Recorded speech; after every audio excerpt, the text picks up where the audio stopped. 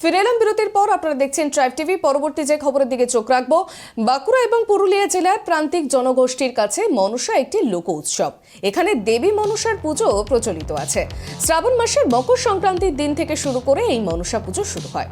সর্পদর্শনের হাত থেকে রক্ষা পেতে, সর্পদর্শনের প্রতিকার পেতে, প্রজনন ও ঐশ্বর্য লাভের উদ্দেশ্যে তারা পুজো করে থাকেন।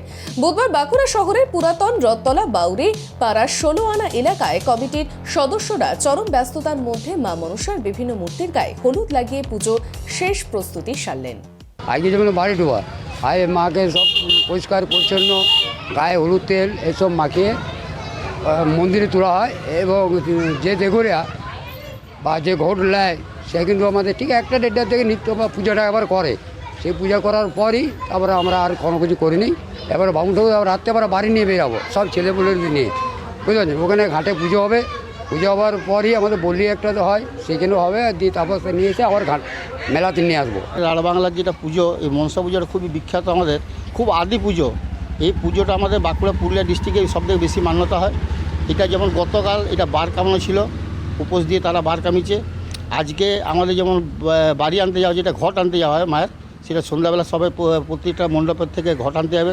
ঘট এনে পরে পুজো হবে মায়ের পুজোর পরে আগামীকাল এটার আবার পাঠা বলি আছে, হাঁস বলি আছে, কোথাও ঘাটে ঘাটে আবার পায়রা বলি হয় এই মনসা পুজো। সমুদ্র দেখতে সবারই ভালো লাগে, আর সমুদ্র বলতেই আমরা যা বুঝি তা হলো দীঘাপুরীর কথা। তবে বাড়ির পাশে এখন সমুদ্রের জলের স্রোতকে অনুভব করতে পারবেন আপনিও। মালদা থানার সোজাপুর গ্রাম পঞ্চায়েতের ভাত্রা বিল এখন মিনি দীঘা বলে সকলের কাছেই পরিচিত।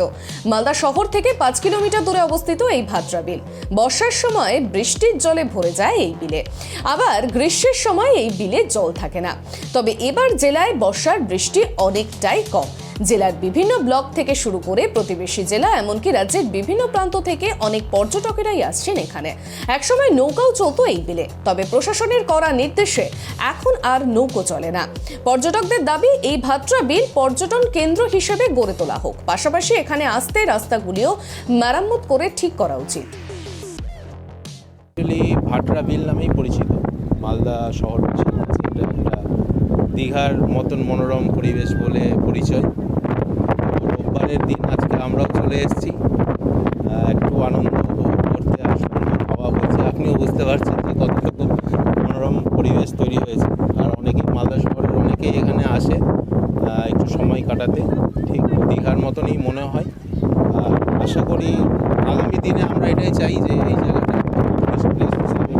এটাকে ভাটরা বিল বলে, আবার মানে একটু আগে যেটা আছে ওটাও যাত্রাডাঙ্গা বলে এটাকে, মানে অনেক রকম। এটা আসলে মেন উদ্দেশ্য হচ্ছে এই জলটা, বিলটা যখন এমনি টাইমে শুকিয়ে যায় আর এই টাইমটাতে আবার জলগুলো বেড়ে যায়, এটাই দেখতে যাচ্ছে মিনি দীঘা যেটা বলে আর কি মালদার।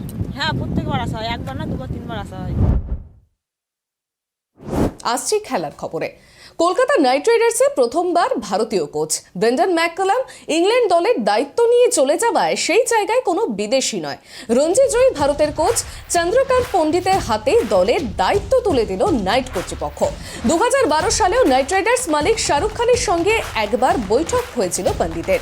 সেই সময় সহকারী কোচ হওয়ার প্রস্তাব দেওয়া হলেও রাজি হননি তিনি। এবার হেড কোচ হয়ে কেকেআরের শিবিরে পা রাখলেন গত মরশুমে রঞ্জি জয়ী মধ্যপ্রদেশের কোচ পণ্ডিত।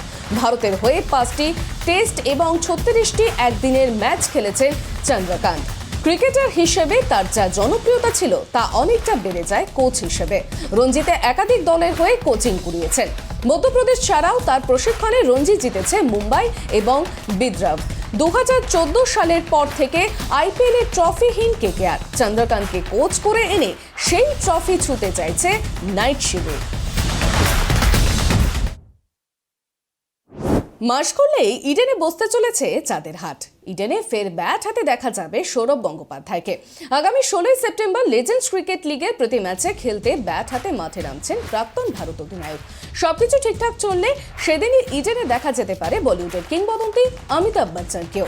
লেজেন্ডস লিগ ক্রিকেটের ব্র্যান্ড অ্যাম্বাসেডর অমিতাভ, তাই তাকে ওই দিন ইডেনে হাজিরা করানোর চেষ্টা চলছে আয়োজকদের পক্ষ থেকে। বুধবার এই নিয়ে 2 দফায় বৈঠক করেন সংগঠকরা। সৌরভ ছাড়াও বৈঠকে উপস্থিত ছিলেন সেবির সচিব স্নেহাশিস গঙ্গোপাধ্যায় ও সভাপতি অভিষেক ডালমিয়া। ইন্ডিয়ান মহারাজার্স দলের নেতৃত্ব দেবেন সৌরভ। প্রতিপক্ষ ওয়াইল্ড জায়ান্টসের অধিনায়ক ওয়েন মর্গান। ন্যাট ওয়েস্টের ট্রফি জয়ী ভারতীয় দলের অনেক সদস্যকেই খেলতে দেখা যাবে সৌরভের দলের হয়ে।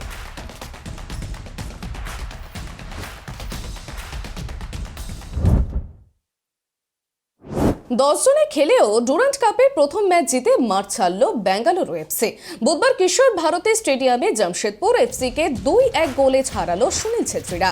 সুনীল ছাড়াও বেঙ্গালুরুর হয়ে গোল করলেন প্রাক্তন এটিকে মোহনবাগান তারকা রয় কৃষ্ণা। লাল কার্ড দেখলেন হীরা মণ্ডল। জামশেদপুরের বিরুদ্ধে শুরু থেকেই আক্রমণাত্মক ফুটবল শুরু করে বেঙ্গালুরু। 23 মিনিটে প্রবীর দাসের নেওয়া কর্নারে হেড করে দলকে এগিয়ে দেন সুনীল। 56 মিনিটে বেঙ্গালুরুর হয়ে দ্বিতীয় গোল করে কৃষ্ণ। এরপরই ফাউল হারায় লাল কার্ড দেখায় মাঠ ছাড়লেন হীরা। শেষ বিকাশ সিং এর নেওয়া ফ্রিকিক থেকে গোল করে জামশেদপুরের হয়ে ব্যবধানে কামান ঋষি।